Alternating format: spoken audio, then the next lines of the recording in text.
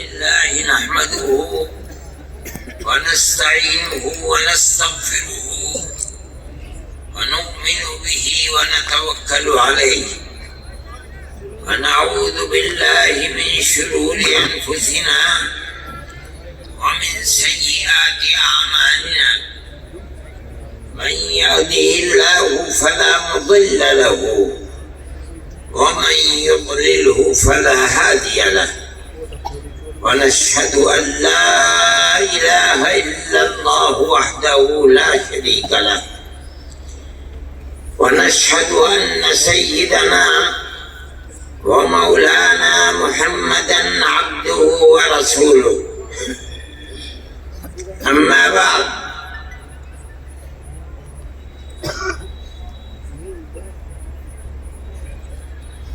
پنجاب، ہریانہ، ہماچل اور چنڈی گڑھ کے نائب امیر شریعت حضرت مولانا الیاس صاحب اور اس پروگرام کے اندر علماء میوات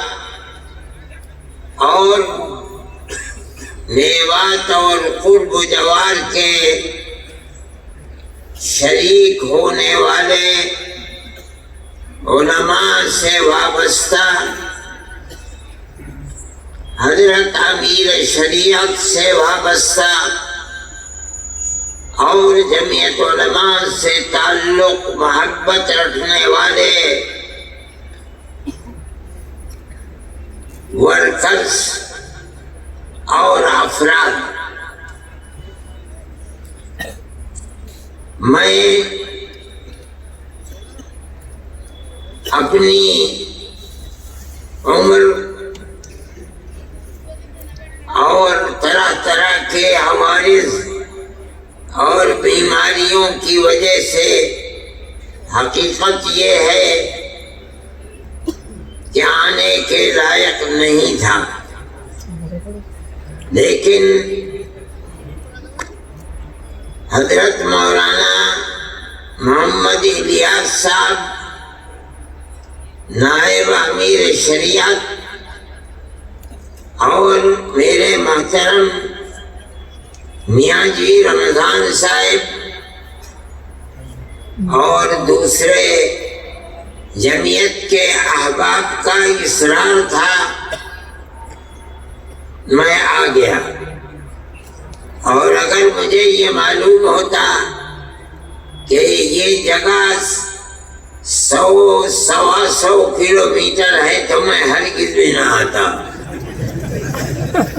میں تو یہ سمجھا کہ گھنٹہ 1.5 گھنٹے میں پہنچ جاؤں گا، مگر یہاں پہنچنے میں تو 3 گھنٹے لگ گئے، اور اب یہاں سے واپس جانے میں اور 3 گھنٹے۔ لیکن مجھے آپ حضرات کے اتنی بڑی تعداد میں امارت شرعیہ کے سلسلے میں جمع ہونا مجھے آنے کے بعد بڑی خوشی ہوئی۔ پتہ چلتا ہے کہ آپ حضرات کے دلوں میں اپنے علماء کی قدر ہے، دین کی قدر ہے، اسی لیے اس موضوع کے اوپر آپ حضرات کی تشریف آوری اتنے بڑے مجمع کے ساتھ ہوئی ہے۔ اللہ آپ کے دلوں میں اور آپ کی اولاد اور نسلوں کے دلوں میں دین اور دین سے وابستہ علماء سے اس والہانہ تعلق کو قائم رکھے۔ میرے محترم بزرگوں اور دوستوں، امارت شرعیہ کا یہ نظام آپ کے اس صوبے اور خاص طریقے پر میوات میں تقریباً 10-12 یا 15 سال سے قائم ہے۔ میرے پاس مولانا خالد صاحب مرحوم اس وقت آئے اور آ کے کہا کہ ہم امارت شرعیہ کے لیے کسی آدمی کا انتخاب کر دیا جائے تو اس کو قائم کریں گے۔ میں نے کہا بتائیے کون آدمی ہے؟ انہوں نے مجھے بتایا کہ مولانا اسحاق صاحب مرحوم اس کام کے لیے مناسب رہیں گے۔ میں ان کو لے کر اس وقت کے امیر شریعت کے پاس گیا اور میں نے ان سے عرض کیا کہ میوات میں جس سے وابستہ اور بھی ایسے صوبے ہیں جن میں مسلمانوں کی تعداد کم ہے، مولانا جانے پہچانے آدمی ہیں، آپ انتخاب فرما دیں۔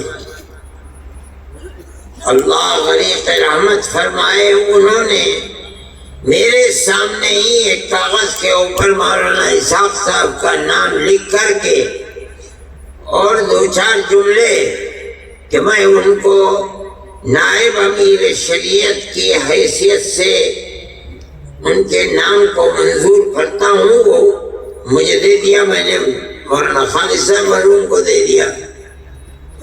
لیکن یہ قدرت کا کرشمہ ہے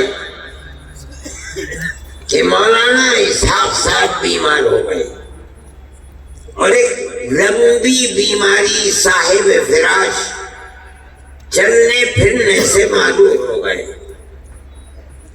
امارت شرعیہ کے پلیٹ فارم سے کام جو ہونے چاہیے تھے وہ کام نہیں ہو سکے۔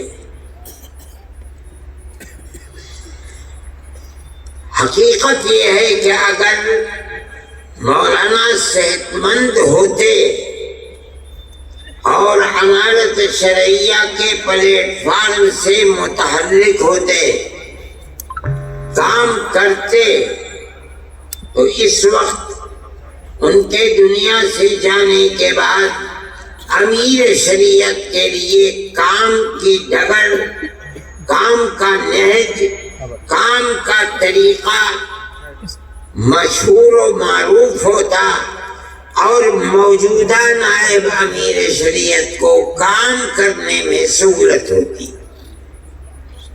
لیکن وہ علماء جن کو مولانا الیاس صاحب نے پکڑا ہے اور جو اپنی خوش قسمتی سے دین کے اس کام پر لگتے ہیں اور لگنے کا ارادہ رکھتے ہیں، اور مجھے خدا کی ذات سے توقع ہے کہ اللہ ان کے دل میں لگن اور اخلاص پیدا فرمائے گا، اور جن لوگوں کو ضرورت ہوگی خانگی اور گھریلو معاملات کے اندر ناچاقی اور مسائل کے پیدا ہونے پر، تو بجائے اس کے کہ وہ کورٹ میں جائیں، محکمہ شرعی کے کام کرنے والے لوگوں کے سامنے اپنی تحریر دیں گے کہ ہمارے اختلافات ہیں، ہم آپ کو حکم بناتے ہیں اور آپ جو فیصلہ کریں گے ہمیں منظور ہوگا، ان کو حکم بنا کر سالس کے طریقے کے اوپر رکھیں، معاملات کو رکھیں، اور وہ اللہ کو اپنے سامنے حاضر و ناظر سمجھ کر بغیر کسی رعایت کے قرآن و حدیث کو اپنے سامنے رکھ کر اس کے مطابق فیصلہ دیں۔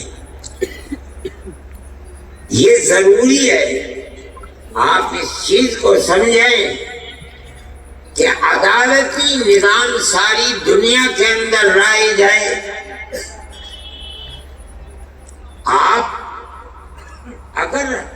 حکم اور حاکم بن کر بیٹھیں گے تو آپ کے خلاف مقدمے ہوں گے، آپ ہار جائیں گے، آپ کا نظام بند ہو جائے گا۔ اگر آپ کسی چیز کو چلا سکتے ہیں تو اس کی صرف ایک ہی صورت ہے کہ آپ محکمہ شرعیہ چلانے والوں کو ثالث بنائیں اور یہ کہیں کہ ہمارا جھگڑا ہے، ہم آپ کے سامنے پیش کرتے ہیں، آپ ہمارے جھگڑے کے درمیان میں فیصلہ فرما دیں۔ اس تحریر کے بعد جس پر دونوں فریقوں کے دستخط ہوں گے، یہ چیز چلے گی، بجائے اس کے کہ آپ لاکھوں اور کروڑوں روپیہ عدالتوں کی نظر کر لیں، فقیر بن جائیں، زمینیں بک جائیں۔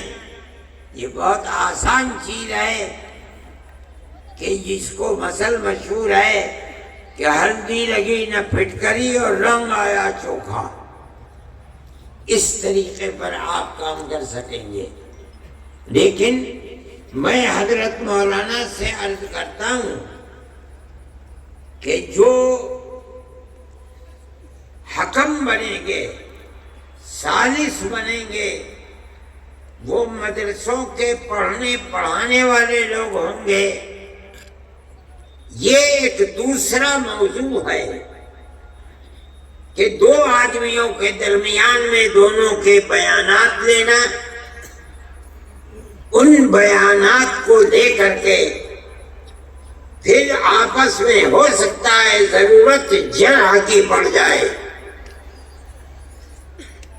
اس کی بنیاد کے اوپر ہو سکتا ہے گواہوں کی ضرورت پڑے۔ فیصلہ کرنے کے لیے وہ طریقہ جو عدالتوں کے اندر چلتا ہے، سمجھنے کے لیے ٹریننگ کی ضرورت ہے۔ میں ان حضرات سے مولانا سے میں نے منصور پوری سے مولانا سلمان صاحب منصور پوری سے میں نے کہا تھا کہ حضرت مولانا جب متعین کر دے کہ اس جگہ یہ، اس جگہ یہ، اس جگہ یہ، ان کو 1 2 3 4 دن کے لیے بلاؤ، جو لوگ طریقہ جانتے ہیں ان کی ٹریننگ کریں، انہیں بتائیں، تاکہ فریقین میں کسی کو اپنے دل میں یہ حسرت نہ رہے کہ معاملہ صاف نہیں ہوا اور ہم اپنے دلائل پیش نہیں کر سکے، یا ہم نے پیش کیے انہیں قبول نہیں کیا جا سکا۔ ہر چیز تحریر میں لے آنی چاہیے۔ میں یہ سمجھتا ہوں کہ اگر اس مسئلے کو اس انداز پر کیا گیا اور یہ حضرات تیار ہیں، 1 دن کے لیے، 2 دن کے لیے، 3 دن کے لیے آپ بھیجیے، اس میں جس چیز کی ضرورت ہوگی یہ فقیر بھی اس میں پوری طرح مدد کرے گا۔ اگر اور حضرات کو، ٹریننگ دینے والوں کو بلایا گیا تو میں اس سلسلے میں ان سے گزارش کروں گا کہ وہ آئیں اور آ کر ان حضرات کی ٹریننگ کو مکمل کریں، چاہے 1 مرتبہ، چاہے سال میں 2 مرتبہ، جب ضرورت پڑے انشاءاللہ میں اور یہ حضرات آپ کی مدد کریں گے۔ دوسری چیز میں یہ کہنا چاہتا تھا کہ امانت شرعیہ کا کام صرف یہی نہیں ہے کہ شوہر اور بیوی کے جھگڑوں کو نمٹائیں، نہیں، اس کے علاوہ ہمارے اور آپ کے معاشرے میں، ہمارے جوانوں کے اندر، لڑکوں میں، لڑکیوں میں جو برائیاں پھیل رہی ہیں، اگر ان پر قدغن نہ لگائی گئی، ان کو جمع نہ کیا گیا، اور جہاں بھی علماء ہیں، جس گاؤں میں ہیں، جس شہر میں ہیں، جس محلے میں ہیں، اگر ان کے ہاتھ کو نہیں پکڑیں گے تو ایک دو نسلوں کے بعد آپ کی ان آبادیوں کے اندر ٹوپی پہننے والے اور مسجدوں کو آباد کرنے والے لوگ نہیں ملیں گے، خدا نخواستہ۔ امانت شرعیہ کے ساتھ بہت علماء جڑے ہوئے ہیں، پڑھائیے بھی، اس کے ساتھ ساتھ طلباء پر نظر بھی رکھیے، ان کی تربیت بھی کیجیے، مطالعہ بھی کیجیے، اس کے ساتھ ساتھ ہر جوان کو دیکھ بھال کر کے اس کے ہاتھ کو پکڑنا اور اس راستے کو بتانا جو آپ کے آباء و اجداد کا راستہ ہے، علماء کا راستہ ہے، اللہ کے نبی کا بتایا ہوا راستہ ہے، اس راستے پر لے کے چلے۔ یہ بھی امانت شرعیہ کا ایک بنیادی طریقہ کار ہے، اگر آپ اس کو نہیں اپنائیں گے تو آپ کا کام مکمل نہیں ہے۔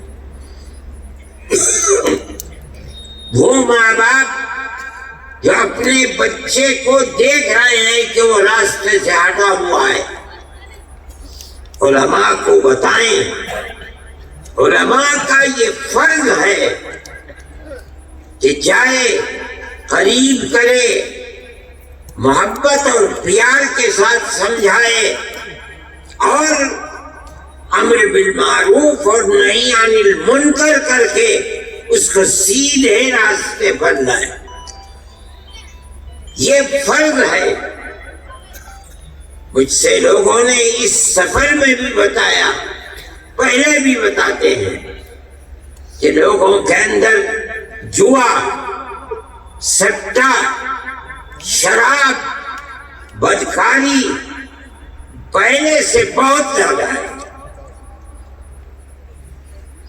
اور یہ چیز آپ کی بھی عفت و پاک دامنی کے اوپر پھٹا لگائے گی۔ آپ کے بچے اگر محفوظ نہیں ہیں، لڑکے، یاد رکھیے کہ آپ کی لڑکیاں بھی محفوظ نہیں رہ پائیں گی۔ دنیا کے اندر آج وہ طبقے ابھر رہے ہیں، طاقتور بن رہے ہیں، جن کا مقصد یہ بنا ہوا ہے کہ وہ مسلمان بچیوں کو آوارہ گردی کا شکار بنائیں۔ مخلوط تعلیم اور موبائل سب سے بڑا ذریعہ ہے بربادی کا۔ بچیوں کے ہاتھ میں موبائل، گھر کے اندر اور گھر سے باہر، یہ ان بچیوں کی بربادی کا سب سے بڑا ذریعہ ہے۔ ایسے واقعات ہوتے ہیں کہ بچیاں مخلوط تعلیم کے اندر نہیں ہیں، لڑکیاں لڑکیوں کے اسکول میں ہیں، لڑکے لڑکوں کے اسکول میں ہیں۔ اس کے باوجود ایک تو وہ ٹیچر جو ان لوگوں کے ہاتھ میں ہیں جو ان بچیوں کو برباد کرنا چاہتے ہیں، دوسرے موبائل، انہوں نے اس کے باوجود ان کو برباد کر دیا۔ میں آپ سے کہتا ہوں، ابھی مظفر نگر کے اندر مسئلہ ہوا، پولیس نے ایک ہوٹل کے اوپر جا کر چھاپا مارا، 50 لڑکے اور 50 لڑکیاں پکڑی گئیں۔ جب پردہ اٹھا ان کے اوپر سے تو تقریباً 36 یا 36 سے زائد لڑکیاں مسلمان بچیاں تھیں۔ یہ بچیاں، حیرت کی بات یہ ہے کہ اس اسکول کی پڑھنے والی تھیں جو اسکول صرف بچیوں کے لیے ہے۔ سوال پیدا ہوتا ہے کہ ان لڑکوں سے جو مسلمان لڑکے نہیں تھے، ان کا تعلق کیسے پیدا ہوا؟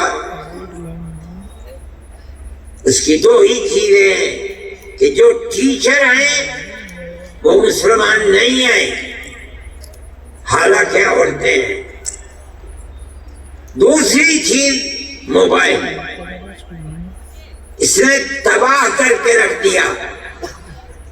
اب ان ماں باپ کا کیا حال ہے؟ جمعیت علماء کے لوگ وہاں گئے، ہاتھ جوڑ کر کھڑے ہو گئے کہ ہم کچھ نہیں کریں گے، ہماری یہ ٹوپی تمہارے پیروں میں ہے، ہمیں برباد مت کرو۔ ان لوگوں نے مجھ سے کہا، میں نے کہا چھوڑ دو۔ جنہیں خود اپنی بربادی کے اوپر رونا آتا ہے اور انہوں نے اپنی بچیوں کے ہاتھ کو چھوڑ دیا اور یہ سمجھتے ہیں کہ موبائل اور اسکول میں پڑھنا انہیں نقصان نہیں پہنچائے گا۔ میں آپ سے کہہ رہا ہوں کہ آپ اگر اس پر قدغن اور روک نہیں لگائیں گے تو آپ اپنی بچیوں کی عفت و پاک دامنی کی حفاظت نہیں کر سکتے۔ حضرت امیر شریعت صاحب میرے پاس بیٹھے ہوئے ہیں، میں یہ کہنا چاہتا ہوں، اور بہت علماء ہیں، اس کے لیے پروگرام بناؤ،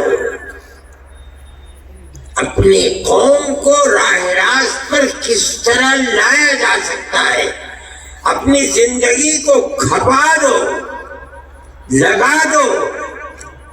اگر اس کے اندر کوتاہی ہوگی تو آنے والے 50 سال کے اندر کتنی بربادی ہوگی، آج آپ اس کا تصور نہیں کر سکتے۔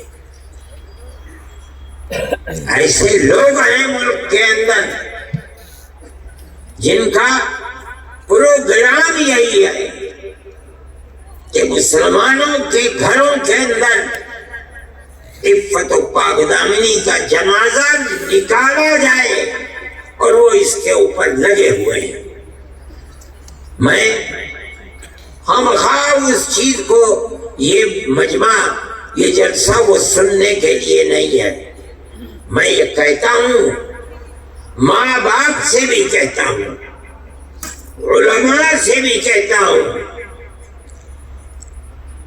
امارت شرعیہ کے ذمہ داروں سے بھی کہتا ہوں کہ خدا کے لیے قوم کی فکر کرو۔ صرف اتنی بات کافی نہیں ہے، صحیح ہے، جمعیت علماء کا پروگرام ہے کہ آپ وہ اسکول جن میں 5ویں کلاس کے بعد مخلوط تعلیم ہے، آپ مخلوط ملی جلی لڑکے اور لڑکیوں کی تعلیم کو بند کریں۔ خدا نے جن کو طاقت دی ہے، 10 20 25 50 آدمی مل کر تھوڑی سی زمین دے کر بچیوں کے لیے الگ اسکول، بچوں کے لیے الگ اسکول بناؤ۔ کوشش کرو کہ بچیوں کی اسکول کے اندر پڑھانے والی مسلمان ٹیچر مہیا ہو۔ ان اسکولوں کے اندر عورتوں کی جماعتیں بھیجو، ان بچیوں کی تربیت کریں، ان کے ہاتھ میں موبائل نہ دو تاکہ ان کے خیالات پراگندہ نہ ہو. اپنی آنے والی نسل کی حفاظت کے لیے یہ ضروری ہے. ورنہ ہم اپنے جس ملک میں رہتے ہیں جہاں سیاست ہندو مسلم اکثریت اور اقلیت کی نفرت کے اوپر ٹکی ہوئی ہے، وہ آپ کے اور آپ کے بچیوں کی عفت و پاک دامنی کو زندہ نہیں رہنے دینا چاہتے. یہ آپ کی ذمہ داری ہے کہ آپ اپنی آنے والی نسل کو الیاذ باللہ ارتداد سے بچائیں اور انہیں مسلمان چھوڑ کر مریں. اس کی کوشش کیجئے کہ وہ بھی جب وقت آئے تو مسلمان رہتے ہوئے مرے. یہ ہماری ذمہ داری ہے. قوا انفسکم واہلیکم نارا، اپنے آپ کو بھی جہنم کی آگ سے بچاؤ، اپنی آل اولاد اہل خانہ کو بھی جہنم کی آگ سے بچاؤ. یہ جبھی ہوگا جب ماں باپ، بہن بھائی، بڑے اور چھوٹے اس نقطۂ نظر میں سب متفق ہوں کہ ہمیں اپنے گھر، اولاد، بیوی، بچے، بچیوں سب کو جس طرح ہم مسلمان ہیں انہیں بھی مسلمان ہی بنا کر دنیا سے جانا ہے. یہ بھی امانت شرعیہ کا پہلو ہے، ضروری ہے. اس لیے آپ حضرات جس ولولے اور جذبے کے ساتھ آئے ہیں، میں آپ سے کہتا ہوں کہ آپسی گھریلو جھگڑے یقیناً ان کا حل ہونا چاہیے. امانت شرعیہ کا پلیٹ فارم اس کے لیے نہایت ضروری ہے، لیکن صرف یہی امانت شرعیہ کا کام ہے اور کچھ نہیں. غلط ہے. میں نے کہا کہ اپنی اور اپنی نسل کی حفاظت یہ کم ضروری نہیں ہے، ضروری ہے اور بہت زیادہ ضروری ہے. میرے بھائی، میں نے تو ان سے یہ کہا تھا کہ میں 10-15 منٹ بولوں گا. اس کے ساتھ ساتھ میں اپنی بات کو ختم کرنے سے پہلے آپ سے کہتا ہوں کہ ہم اور آپ اسی ملک کے رہنے والے ہیں. اگر اس ملک میں جاٹ رہتا ہے تو مسلمان بھی جاٹ ہے. اگر ہندو برہمن ہے تو کشمیر میں جا کے دیکھو مسلمان بھی برہمن ہے. راجپوت ہے ہندو، مسلمان بھی راجپوت ہے. ہر برادری جو ہندوؤں میں پائی جاتی ہے ہندوستان میں، مسلمانوں میں بھی وہ برادری پائی جاتی ہے. اس کا مطلب یہ ہے کہ دنیا یہ سمجھتی ہے، نادان بے پڑھے لکھے، کہ ہندوستان میں مسلمان باہر کے آئے ہوئے ہیں. وہ جاہل ہیں. کچھ لوگ ہو سکتا ہے 1,00,000 2 لاکھ 10 لاکھ ہندو مسلمان ایسے ہوں کہ جو باہر کے آئے ہوئے ہیں. آگے آج ساری دنیا کے اندر مسلمان ہیں. امریکہ میں جاؤ مسلمان ہے، یورپ میں جاؤ مسلمان ہے، اور ساری دنیا کے لوگ آئے ہیں کھانے کمانے کے لیے، وہ بھی وہاں پہنچے. لیکن ہندوستان کے اندر ایسا نہیں ہے. یہاں تو 96 97 98 99% مسلمان کسی ملک کا رہنے والا ہے. ان کی زبان ایک ہے، پہناوا ایک ہے، رہن سہن ایک ہے، کہاں دوسرے کے؟ لیکن میں یہ کہتا ہوں کہ جب ہم ایک ہیں، ایک ہی گھرانے سے پیدا ہوئے ہیں، ہمارے ماں باپ ایک ہی تھے، تو ٹھیک ہے لوگ نفرت کی سیاست کرتے ہیں، لڑاتے ہیں، جھگڑاتے ہیں، لیکن مسلمان کو اپنا مذہبی فریضہ سمجھ کر یہ بات کہنی چاہیے کہ مذہب کچھ بھی ہو، ہم ایک ملک کے رہنے والے، ہم سب بھائی بھائی ہیں۔ آپ 1400-1300 سال سے اس ملک میں رہتے ہیں اور اسی تاریخ کے ساتھ رہتے ہیں، گاؤں در گاؤں رہتے ہیں، ہندو اور مسلم رہتے ہیں، پیار و محبت کے ساتھ رہتے چلے آئے ہیں۔ یہ ہمارا امتیاز ہے۔ دنیا چاہتی ہے کہ جہاں اقلیت ہندو کی ہے مسلمان نکال دے، جہاں اقلیت مسلمان کی ہے ہندو نکال دے، مسلمان کی دکان سے نہ خریدو، مسلمان ہندو کی دکان سے نہ خریدیں، یہ ہماری تاریخ نہیں ہے۔ ہم تو بھائی بھائی کی طرح رہتے تھے۔ آپ کی تاریخ کو دنیا آگ لگانا چاہتی ہے۔ جمعیت علماء کا نظریہ یہ ہے آپ اپنی تاریخ کو زندہ کریں اور ہندو مسلمان ہر جگہ بھائی بھائی بن کر رہیں، ایک دوسرے کے دکھ میں سکھ میں شریک رہیں۔ اگر کسی کے یہاں شادی بیاہ ہے، اگر اس نے نہیں بھی بلایا ہے، آپ چلے جائیے، مبارکبادی دے کے چلے آئیے۔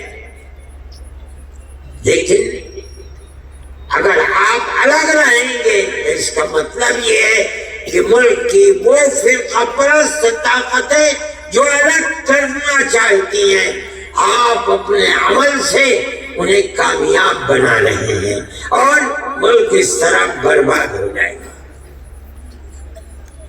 ہمارے تشریعہ کا یہ موضوع نہیں ہے، لیکن جمعیت علماء کا یہی موضوع ہے۔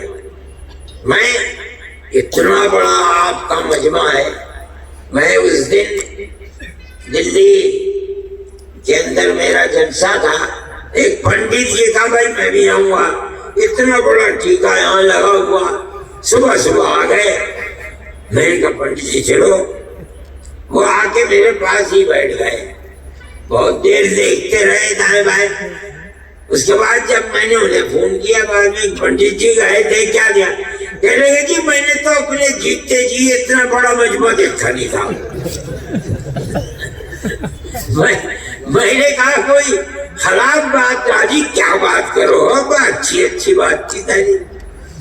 تو میں یہ کہتا ہوں کہ پیار و محبت، ایک دوسرے کے دکھ اور سکھ میں بھائی بھائی کی طرح شریک ہونا، شریک رہنا، اس کو آپ اپنی زندگی کا مضبوط نصب العین اور نظریہ بنائیے، تبھی آپ عزت و آبرو، چین و سکون، امن و امان اور پیار و محبت کے ساتھ رہ سکتے ہیں، اور یہی آپ کی تاریخ ہے۔ آپ اس چیز کو سمجھیے جو میں کہہ رہا ہوں، اور اس پر اپنے آپ کو مضبوط کر لیجیے۔ کوئی کچھ بھی کہے، آپ اسی کو اپنا نصب العین بنائیے۔ علماء کو یہ بات لوگوں کے سامنے رکھنی چاہیے، اور اپنے باپ دادا پر دادا کی جو تاریخ تھی جس کو مٹایا جا رہا ہے، آپ اس تاریخ کو زندہ رکھیے۔ دوسرے جو بات میں نے کہی ہے، بچیوں کے اسکول الگ، بچوں کے اسکول الگ بنائیے، اور ان بچیوں کے اندر اور بچوں میں بھی آپ تبلیغی جماعت کو، عورتوں کی جماعت ان اسکولوں میں، بچیوں کے، مردوں کی جماعت بچوں کے اسکول، ان کی صحیح تربیت کیجیے، رکھیے۔ بغیر تربیت کے تعلیم کچھ تعلیم نہیں ہے، بیکار ہے۔ اللہ تعالی آپ سب کی ہماری مدد فرمائے، دین و ایمان پر ثابت قدمی عطا فرمائے، ہمارے ملک کے اندر امن و امان کی فضا کو اللہ مضبوط فرمائے، اور جو لوگ ہماری تاریخ کو، ہندو مسلم تاریخ کو مٹا رہے ہیں، اللہ انہیں ناکام و نامراد فرمائے، ملک کو امن و امان کا گہوارہ بنا دے۔ وصلی اللہ تعالی علی خیر خلقہ سیدنا محمد وعلی آلہ واصحابہ اجمعین۔ بٹ کو جی میں نے دعا اور کسی کا